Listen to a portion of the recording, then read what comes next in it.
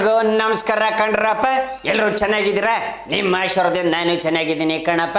ದಿವಸ ಹಾಲು ಕುಡ್ಕೊಂಡು ಬಾದಾಮಿ ಹಾಲು ಕುಡ್ಕೊಂಡಿದ್ದೀನಿ. Wel welcome to the matter. The boss Darshan ಅವ್ರಿಗೆ ಗುರುಬಲ ಇರಲಿಲ್ಲ.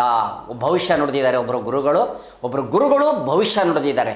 ಏನಂತ ನುಡಿದಿದ್ದಾರೆ ಗೊತ್ತೇನ್ರಪ್ಪ? ದಿ ಬಾಸು ದರ್ಶನ್ ಅವ್ರಿಗೆ ಗುರುಬಲ ಇರಲಿಲ್ಲ ಇಷ್ಟು ವರ್ಷ. ಈಗ ನವಂಬರ್ 20 ನಂತರ ಗುರುಬಲ, ಜೈಲಿಂದ ಬಿಡುಗಡೆ ಆಗೋ ಚಾನ್ಸಸ್ ಇದೆ ಅಂತ ಹೇಳಿದ್ದಾರೆ ಗುರುಗಳು. ಎಲ್ಲ ಅಭಿಮಾನಿಗಳು ಖುಷಿಯಾಗಿ ಹೋಗ್ಬಿಟ್ಟವ್ರೆ ಕಣಪ್ಪ. ಈ ಮಾತು ಕೇಳಿಬಿಟ್ಟು ಖಂಡಿತ ಪ್ರತಿಯೊಬ್ಬರು ದಿ ಬಾಸ್ ಅಭಿಮಾನಿಗಳು ಖಂಡಿತ ಖುಷಿಪಟ್ಟಿರ್ತಾರೆ. ಪ್ರತಿಯೊಬ್ಬರು ಖುಷಿಪಟ್ಟಿರ್ತಾರೆ. ನಾವು ಕೂಡ ಖುಷಿಪಟ್ಟಿದ್ದೀವಿ. ಆಗಬಾರ್ದಾಗಿತ್ತು, ಆಗ ಹೋಗಿತ್ತು. ಸೊ ಈಗ ಗುರುಬಲ ಇರಲಿಲ್ಲ. ಈಗ ನವಂಬರ್ 20 ಮೇಲೆ ಗುರುಬಲ, ದಿ ಬಾಸ್ ಬಿಡುಗಡೆ ಆಗೇ ಆಗ್ತಾರೆ ಅಂತ ಒಬ್ಬರು ಭವಿಷ್ಯವನ್ನು ನುಡಿದ್ದಾರೆ ಗುರು. ಅದು ತುಂಬ ಶಕ್ತಿ ಇರುವಂಥ ಗುರುಗಳಂತಲೂ ಹೇಳ್ಬೋದು. ಅವ್ರನ್ನ ನೀವೇ ನೋಡ್ಬೋದು ಅಂತ ಎಲ್ರಿಗೂ ಗೊತ್ತಿರುತ್ತೆ ಈ ವಿಚಾರಗಳಿದು. ಸೊ ಹೀಗಾಗಿ ಅವ್ರಿಗೆ ಬಿಡುಗಡೆ ಆಗತ್ತೆ ಅಂಥೇಳಿ ಎಲ್ರಿಗೂ ಕೂಡ ಖುಷಿಯಾಗಿದೆ. ಭವಿಷ್ಯ ನುಡಿದಿದ್ದಾರೆ. ಗುರುಬಲ ಇರಲಿಲ್ಲ. 20ನೇ ತಾರೀಕು ಮೇಲೆ, ನವಂಬರ್ 20 ಮೇಲೆ ಗುರುಬಲ ಶುರು ಆಗುತ್ತೆ ದರ್ಶನ್ ಅವರಿಗೆ ಅಂತ ಹೇಳಿದ್ದಾರೆ. ಎಸ್, ಒಳ್ಳೆಯದಾಗಲಿ ಅಂತ ನಾವು ಕೂಡ ಕೇಳ್ಕೊತೀವಿ. ಬಿಜೆಪಿ ಮುಖಂಡ ಬಿಜೆಪಿ ಅವರ ಮಗ ಒಬ್ಬರು ಟೋಲ್ ಒಳಗಡೆ ಫುಲ್ ಗಲಾಟೆ ಎಬ್ಬಿಸ್ಬಿಟ್ಟವ್ರೆ ಕಣಪ್ಪ. ಏನಂತ ಟೋಲಿಗೆ ದುಡ್ಡು ಕೇಳಿದ್ದಕ್ಕೆ ಫುಲ್ಲು ಗಲಾಟೆ ಮಾಡಿಬಿಟ್ಟವ್ರಿ. ಯಾರು ನಾನು ಯಾರಂತ ಗೊತ್ತಾ, ನಾನು ಯಾರ ಮಗ ಗೊತ್ತಾ ಅಂತ. ಅದು ಗೊತ್ತಾಯ್ತ್ರಿ. ನಾವೇನು ಹೇಳ್ತೀನಿರಪ್ಪ ಅಂದರೆ, ಅಲ್ಲಪ್ಪ ಅಮಿತಾಬ್ ಬಚ್ಚನ್ಗೂ ಬಿಡಲ್ಲ, ನನಗೂ ಬಿಡಲ್ಲ, ರಜನಿಕಾಂತ್ಗೂ ಬಿಡಲ್ಲ. ಟೋಲೇ ಕಣಪ್ಪ. ಯಾಕಂದ್ರೆ ಅವರು ಕೆಲಸ ಮಾಡ್ತಾರೆ. ಅವ್ರು ಯಾರಿಗೆ ಬಿಡಬೇಕು, ಯಾರಿಗೂ ಬಿಡೋ ಅಧಿಕಾರನೇ ಇರೋದಿಲ್ಲ ಅವ್ರಿಗೆ. ಯಾಕಂದರೆ ಟೋಲ್ ಕಟ್ಟಿಬಿಟ್ಟೆ ಹೋಗ್ಬೇಕು. ಅದು ರಜನಿಕಾಂತ್ ಆದರೂ ಅಷ್ಟೇ, ಅಮಿತಾಬ್ ಬಚ್ಚನ್ ಆದರೂ ಅಷ್ಟೇ, ನಾನಾದರೂ ಅಷ್ಟೇ, ನೀವಾದರೂ ಅಷ್ಟೇ ಕಣಪ್ಪ. ರೂಲ್ಸೇ. ಹಂಗಂದ್ಬಿಟ್ಟು ನಾವು BJP ಅವರ ಮಗ, ನಾನು ಅವ್ರ ಮಗ, ಇವ್ರ ಮಗ ಅಂದರೆ ಯಾರು ಕೇಳ್ತಾರೆ ಈಗಿನ ಕಾಲದಲ್ಲಿ? ಕರೆಕ್ಟ್ ಅಲ್ವಾ? ದಯವಿಟ್ಟು ಯಾರು ಈ ಕೆಲಸ ಮಾಡೋಕ್ಕೆ ಹೋಗ್ಬೇಡಿ. ಅವರು ಸಂಬಳಕ್ಕೆ ಕೆಲಸ ಮಾಡ್ತಾರೆ, ಟೋಲಲ್ಲಿ ಕೆಲಸ ಮಾಡೋರು. ಅವ್ರ ಮೇಲೆ ದರ್ಪ ತೋರ್ಸಕ್ಕೆ ಹೋಗ್ಬೇಡಿ. ಓಕೆ, ಈ ಥರ ಜನಗಳೆಲ್ಲ ಚೀತು ಅಂತ ಬೈಯೋ ಥರ ಮಾಡ್ಕೊಳಕ್ಕೆ ಹೋಗ್ಬಾರ್ದು. ಪಾಪ ತಂದೆಯವರು ಎಷ್ಟೋ ಕಷ್ಟಪಟ್ಟು ಹೆಸರು ಮಾಡಿರ್ತಾರೆ. BJP ಆಗಿರ್ಬೋದು, ಕಾಂಗ್ರೆಸ್, JDS ಏನೇ ಆಗಿರ್ಬೋದು. ಮಕ್ಕಳು ಇಂಥ ಕೆಲಸ ಮಾಡಿಬಿಟ್ರೆ ತಂದೆಗೆ ಎಫೆಕ್ಟ್ ಆಗುತ್ತೆ ಅನ್ನೋದನ್ನು ಫಸ್ಟು ಕಲಿಬೇಕು. ಓಕೆ, ಇನ್ನು ವಿಚಾರಗಳಿವೆ ಕಣಪ್ಪ, ಹೇಳ್ತೀನಿ. ಇನ್ನೊಂದು ವಿಚಾರ ಕಣಪ್ಪ, BBMP ಏನಿವಾಗ ಕಸ ಏನು ತೊಗೊಂಬಂದ್ಬಿಟ್ಟು ನೀವೆಲ್ಲ ಕಸ ತೊಗೊಂಡೋಗಿ ಬೆಳಿಗ್ಗೆ ಹಾಕ್ತೀವಿ. ಹಸಿ ಕಸ ಒಂದು ಕಡೆ, ಒಣ ಕಸ ಒಂದು ಕಡೆ ಹಾಕ್ತೀವಿ. ಅದ್ರಿಗೆ ಏನಾಗ್ಬಿಟ್ಟೈತೆ ಅಂದರೆ, ಕಸ ತೊಗೊಂಡೋಗಿ ಯಾರಾದರೂ ಎಲ್ಲಂದ್ರಲ್ಲಿ ಚೆಲ್ಲಿದ್ರೆ ಅದೇ ಕಸ ತೊಗೊಂಬಂದು ನಿಮ್ಮ ಮನೆ ಮುಂದೆ ಹಾಕ್ತಾರೆ. ಫೈನ್ ಕಟ್ಟೋದಲ್ಲ, ಆ ಕಸನೇ ತೊಗೊಂಬಂದು ನಿಮ್ಮ ಮನೆ ಮುಂದೆ ಹಾಕ್ಬಿಡ್ತಾರೆ ಕಣಪ್ಪ. ಇಲ್ಲಿ ನೋಡ್ರಪ್ಪ, ಒಂದು ವಿಡಿಯೋ ವೈರಲ್ ಆಗದೆ, ನೋಡಿದ್ರೇನಪ್ಪ? ಹಿಂಗಾಯ್ತದೆ. ಅದ್ರಿಗೋಸ್ಕರ ಹೇಳ್ತಾ ಇದ್ದೀನಿ, ದಯವಿಟ್ಟು ಮಾಡೋಕ್ಕೆ ಹೋಗ್ಬೇಡಿ. ಸ್ವಚ್ಛ ಭಾರತ, ಸ್ವಚ್ಛ ಕರ್ನಾಟಕ ಅಂತಲೇ ಆಗಬೇಕು. ತುಂಬ ಚೆನ್ನಾಗಿರಬೇಕು. ಪಾಪ ಮೋದಿಯವರು ಫಾರಿನ್ ಮಾಡಬೇಕು ಅಂತ ಹೋಗ್ತಾವ್ರೆ. ನಾವೆಲ್ಲ ಸೇರಿಕೊಂಡು ಫುಲ್ ಅದನ್ನು ಮತ್ತೆ ಗಬ್ಬರ ಹಾಕಿ ಎಬ್ಬಿಸ್ಬಿಟ್ರೆ ಹಿಂಗಿರ್ತದೆ. ಮನೆ ಭಾಗಗಳಲ್ಲಿ, ರೋಡ್ಗಳಲ್ಲಿ ಎಲ್ಲ ತಿಂದು ಅಲ್ಲೇ ಬಿಸಾಕ್ತಾರೆ. ಸಿಪ್ಪೆಗಳನ್ನ ಒಂದು ಡಸ್ಟ್ಬಿನ್ ಅಂತ ಇಡಬೇಕು ಕಣಪ್ಪ. ಈಗ ಗ್ರ್ಯಾಂಡ್ ಬೆಂಗಳೂರು ಅಂತ ಮಾಡ್ತಾವ್ರೆ ಕಾಂಗ್ರೆಸ್ಸಲ್ಲಿ. ಅದು DK ಶಿವಕುಮಾರ್ ಸಾಹೇಬರು ದಯವಿಟ್ಟು ಡಸ್ಟ್ಬಿನ್ಗಳನ್ನ ಎಲ್ಲ ಕಡೆ ಇಡಿಸಿ ಏರಿಯಾಗಳಲ್ಲಿ.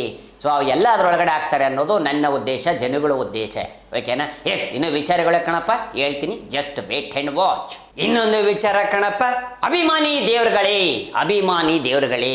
ಎಸ್, ನಾನು ಕೂಡ ಅನ್ನದಾತರೇ ಅಂತೀನಿ. ಯಾಕೆ ಹೇಳ್ತಾ ಇದ್ದೀನಿ ಮಾತು ಅಂದರೆ, ಅಣ್ಣವ್ರು ಹೇಳಿದಂಥ ಮಾತು, ಅಭಿಮಾನಿ ದೇವರುಗಳೇ ಅಂತ. ಈಗ ಧ್ರುವ ಸರ್ಜಾ ಸಾಹೇಬ್ರವ್ರ ಮನೆ ಮುಂದೆ ಅಭಿಮಾನಿಗಳು ದಂಡು ದಿನ ಬರುತ್ತೆ ಅಂತ ಏರಿಯಾದಲ್ಲಿ ಇರೋರೆಲ್ಲ ಸೇರಿ ಕಂಪ್ಲೇಂಟ್ ಮಾಡ್ಬಿಟ್ಟವ್ರಂತೆ ಕಣಪ್ಪ. ಕಾಂಪೌಂಡ್ ಮೇಲೆ ಹೋಗಿತಾರೆ, ಕಾರ್ ಪಾರ್ಕ್ ಮಾಡ್ತಾರೆ, ಬೈಕ್ಗಳು ಬರ್ತವೆ. ತುಂಬ ಜನ ಅಂತಲ್ಲ, ಅಭಿಮಾನಿಗಳು ಅಂದ್ರೆ ಹುಡ್ಕೊಂಬಂದೇ ಬರ್ತಾರೆ. ನೀವು ಅವ್ರ ಮನೆ ಮುಂದೆ ಮನೆ ಮಾಡಿದ್ದೀರಂದ್ರೆ ಅವರು ನಿಮ್ಮ ಮನೆ ಮುಂದೆ ಮನೆ ಮಾಡ್ಯವ್ರು ಅಂದ್ರೆ ಏನು ಮಾಡೋಕ್ಕೈತೈತೆ? ಕರೆಕ್ಟ್ ಅಲ್ಲೇನ್ರಪ್ಪ? ಎಲ್ರಿಗೂ ಹೇಳೋದು ಇದೇ ಮಾತು. ಪಾಪ ಅವ್ರು ಹುಡ್ಕೊಂಬರ್ತಾರೆ ಅಭಿಮಾನಿಗಳು. ಇವ್ರು ಕರೀತಾರ ಲೆಟ್ರ್ ಹಾಕ್ಬಿಟ್ಟು, ಬರ್ರಿಯಪ್ಪ ನಮ್ಮ ಮನೆ ಮುಂದೆ ಹೋಗಿರಿ, ಬರ್ರಿ ಬೈಕ್ ಹಾಕಿ ಅಂತ. ಅಭಿಮಾನಿಗಳು ಏನು ಮಾಡೋಕ್ಕೈತೈತಪ್ಪ? ಅವರೇ ಬೆಳೆಸಿದವರು, ಅವರು ಬರೋ ಅಧಿಕಾರಿ ಇರುತ್ತೆ, ಅವರೇ ಯಜಮಾನರು ನಮ್ಮ ಪ್ರಕಾರ. ಯಾಕಂದ್ರೆ ನಾವು ಒಬ್ರು ಕಲಾವಿದರಾಗಿ ಹೇಳುವಂಥ ಮಾತಿದು. ಅಭಿಮಾನಿಗಳು ಅವರೇ ನಮ್ಮನ್ನ ಬೆಳೆಸಿದವರು. ಅವ್ರಿಗೆ ನಾವು ಹೇಳೋಕ್ಕಾಗತ್ತಾ ಬರಕ್ಕೆ ಹೋಗ್ಬೇಡ ಅಂತ? ಯಾಕೆ ಹೇಳೋಕ್ಕಾಗಲ್ಲ? ಹೇಳ್ಬಾರ್ದು. ಅನ್ನದಾತರು, ನಮ್ಗೆ ಅನ್ನ ಹಾಕಿ ಬೆಳೆಸಿದವರು ಅವರು. ಅವ್ರಿಗೆ ನಾವು ಬರಬೇಡಿ, ಹೋಗಿ ಚೀತು ಅನ್ನೋಕ್ಕಾಗತ್ತಾ? ಆಗಲ್ಲ. ಏನು ಮಾಡೋಕ್ಕಲ್ಲ, ಸ್ವಲ್ಪ ಅಡ್ಜಸ್ಟ್ ಮಾಡ್ಕೊಳ್ಳಿ. ಸ್ವಲ್ಪ ಹೇಳಿ, ಅದನ್ನ ಹೋಗಿ ಕಂಪ್ಲೇಂಟ್ ಮಾಡುವಂಥದ್ದು ಏನೂ ಇರಲಿಲ್ಲ ಅಂತ ಅಭಿಮಾನಿಗಳು ಹೇಳ್ತಾವ್ರೆ. ಅಕ್ಕದ ಮನೆಯವರು ಯಾರೇ ಸೂರಜೋ ಸನೇಜೋ ಯಾರೋ ಗೊತ್ತಿಲ್ಲಪ್ಪ, ಕಂಪ್ಲೇಂಟ್ ಹಾಕ್ಬಿಟ್ಟವ್ರಂತೆ BBMPಗೆ. ಗಲೀಜು ಮಾಡ್ತಾರೆ, ಬಂದು ಬೈಕು ಪಾರ್ಕ್ ಗಿರ್ಕೆಲ್ಲ ಮಾಡ್ತಾರೆ. ಧ್ರುವ ಸರ್ಜಾ ಅವ್ರನ್ನ ನೋಡಕ್ಕೆ ಬರ್ತಾರೆ ಮನೆ ಮುಂದೆ.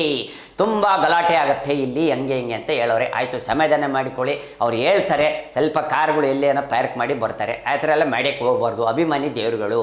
ಓಕೆ, ಇನ್ನು ವಿಚಾರಗಳಿವೆ ಕಣಪ್ಪ, ಹೇಳ್ತೀನಿ. Just wait and watch. ಇನ್ನೊಂದು ವಿಚಾರ ಕಣಪ್ಪ, ನವಂಬರಲ್ಲಿ ಕ್ರಾಂತಿ ಅಂತ ಕಾಂಗ್ರೆಸ್ಸಲ್ಲಿ ಎಲ್ಲ ಕ್ರಾಂತಿ ಎಬ್ಬಿಸ್ತಾ ಇದ್ರು. ಈಗ ಇನ್ನೊಂದು ವಿಚಾರ ಬಂದೈತೆ ಕಣಪ್ಪ, DK ಶಿವಕುಮಾರ್ ಸಾಹೇಬರು CM ಆಗ್ತಾರ.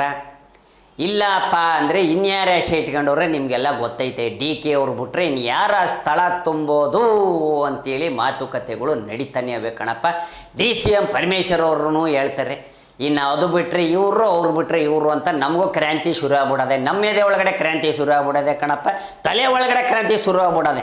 ಯಾರಾಗ್ತಾರೆ CM ಅಂತೇಳಿ ಈಗ ಸತೀಶ್ ಜಾರಕಿಹೊಳಿ ಅವರು ಅವರು ಆ ಪೋಸ್ಟಲ್ಲಿ ಅವರೇ ಆಗಬೇಕು ಅಂತೇಳಿ DK ಶಿವಕುಮಾರ್ ಸಾಹೇಬರು, DCM ಪರಮೇಶ್ವರ್ ಸಾಹೇಬರು. ಈಗ ಇನ್ನೊಂದು climax May twist high, Abhi picture ಬಾಕಿ ಹೇ ಮೇರಾ ದೋಸ್ತ್ ಅಂತ ಹೇಳ್ತಾವ್ರೆ ಕಾಂಗ್ರೆಸ್ನವರು. ಏನು ಗೊತ್ತೇನಪ್ಪ, ಒಂದು ಟ್ವಿಸ್ಟು ಸಖತ್ ಕ್ಲೈಮ್ಯಾಕ್ಸ್ ಕಣಪ್ಪ. ಯಾವ ಸಿನಿಮಾದಲ್ಲಿ ಬಂದೈತೋ ಬಂದಿಲ್ಲ ಗೊತ್ತಿಲ್ಲ, ಆದರೆ ಇದ್ರೊಳಗಡೆ ಕಾಂಗ್ರೆಸ್ ಸರ್ಕಾರದಲ್ಲಿ ಬಂದ್ಬಿಟ್ಟೈತೆ ಕ್ಲೈಮ್ಯಾಕ್ಸು. ಏನಂತೀರನಪ್ಪ, ಮಲ್ಲಿಕಾರ್ಜುನ್ ಖರ್ಗೆ ಅವರು CM ಆಗ್ತಾರೆ ಅಂತ ಈಗ ಪ್ರಚಾರ ಶುರು ಆಗ್ಬಿಡೋದೆ ಕಣಪ್ಪ. ಅವ್ರಿಗೆ ಕೊಡ್ತಾರೆ ಅಂತ ಈಗ ಹಂಗಾಗ್ಬಿಡೋದೆ. ಏನು ನಡೀತೈತೆ ಕಣಪ್ಪ, ಮಲ್ಲಿಕಾರ್ಜುನ್ ಖರ್ಗೆ ಅವರು ಸಾಹೇಬರು ದೆಹಲಿಯೊಳಗಲ್ಲಿ ಇಳ್ಕೊಂಬಿಟ್ಟಿದ್ರು. ಈಗ ಅವರೇ ಅಲ್ಲೇ ಕೂತ್ಕೊಂಡು ಎಲ್ಲ ಮೀಟಿಂಗ್ ಮಾಡಿಬಿಟ್ಟು ಪಾಪ ಅವ್ರ ಕಡೆನೇ ಎಳ್ಕೊಂಬಿಟ್ಟವ್ರು ಅನ್ನಿಸ್ತೈತೆ. ಫುಲ್ಲು ದಾರ್ಯಾನೇ ಹಿಂಗೆ ಎಳೆದು ಈ ಕಡೆ ಬಿಟ್ಕೊಂಬಿಟ್ಟವ್ರು. ಗಾಳಿಪಟ ಈ ಕಡೆ ಅರ್ಥ ಇತ್ತು ಕರ್ನಾಟಕದ ಕಡೆ, ಆ ಗಾಳಿಪಟನೇ ಹೇಳ್ಕೊಂಡು ದೆಹಲಿಯೊಳಗೆ ಇವರೇ ಹಾರ್ಸೋಕ್ಕೆ ಶುರು ಮಾಡಿಬಿಟ್ಟವ್ರೆ. ಯಾಕಂದರೆ ಹೈಕಮಾಂಡ್ಗಳು ಜೊತೆನೇ ಇರೋದ್ರಿಂದ, ಸೋನಿಯಾ ಗಾಂಧಿ ಆಮೇಲೆ ರಾಹುಲ್ ಗಾಂಧಿ ಅವ್ರ ಜೊತೆ ಇರೋದ್ರಿಂದ, ಸ್ವಲ್ಪ ತುಂಬ ಕ್ಲೋಸ್ ಆಗಿರೋದ್ರಿಂದ CM ಶೀಟ್ನ ಇವರೇ ಗಿಟ್ಟಿಸ್ಕೋತಾರೆ ಅನ್ನೋ ಮಾತುಕತೆಗಳು ಕೇಳಿಬರ್ತಾವೆ ಮಲ್ಲಿಕಾರ್ಜುನ್ ಖರ್ಗೆ ಅವರು. ಓಕೆನಾ? ಇನ್ನೇನೇನಾಯ್ತದೆ ಗೊತ್ತಿಲ್ಲಪ್ಪ, ಇನ್ನು ಕಾಯ್ದು ನೋಡಬೇಕು ಏನೇನಾಯ್ತದೆ ಅಂತ. ಎಸ್, ಕ್ಲೈಮ್ಯಾಕ್ಸ್ ಬಾಕಿ ಹೇ ಮೇರೆ ದೋಸ್ತ್ ಆಗೋಯ್ತು. ಕಾಂಗ್ರೆಸ್ಸಲ್ಲಿ ಏನಾಯ್ತೈತೆ ಅಂತ ನೋಡೋಣ. ಟ್ವಿಸ್ಟು ಇನ್ನೇನು ನವಂಬರ್ ನಾಳೆಯಿಂದ ಶುರು. ಕನ್ನಡ ರಾಜ್ಯೋತ್ಸವದ ಶುಭಾಶಯಗಳು ಎಲ್ರಿಗೂ. ನಾಳೆ ಕನ್ನಡ ರಾಜ್ಯೋತ್ಸವ ಇರೋದ್ರಿಂದ ಇವಾಗಲೇ ಹೇಳ್ತಾ ಇದ್ದೀನಿ. ಇನ್ನೂ ಐತೆ ಕಣಪ್ಪ, ಈತೆ ವಿಚಾರಗಳು ಹೇಳ್ತೀನಿ. Just wait and watch. ಧರ್ಮಸ್ಥಳದ ಏನು ನಡೀತಾ ಇತ್ತು, SIT ಅದು ಇದು ಅಂತ ಏನು ನಡೀತಾ ಇತ್ತು ಎಲ್ಲ ಮುಗೀತು. ಈಗ ಬುರ್ಡೆ ಟ್ವಿಸ್ಟ್ ಕೊಟ್ಬಿಟ್ಟೈತಂತೆ ಕಣಪ್ಪ. ಏನು ಟ್ವಿಸ್ಟ್ ಕೊಟ್ಟೈತಂತೆ ನಿಮಗೆ ಗೊತ್ತೈತೆ, ಇಲ್ಲಿದೆ ನೋಡಿ ವಿಚಾರಗಳು.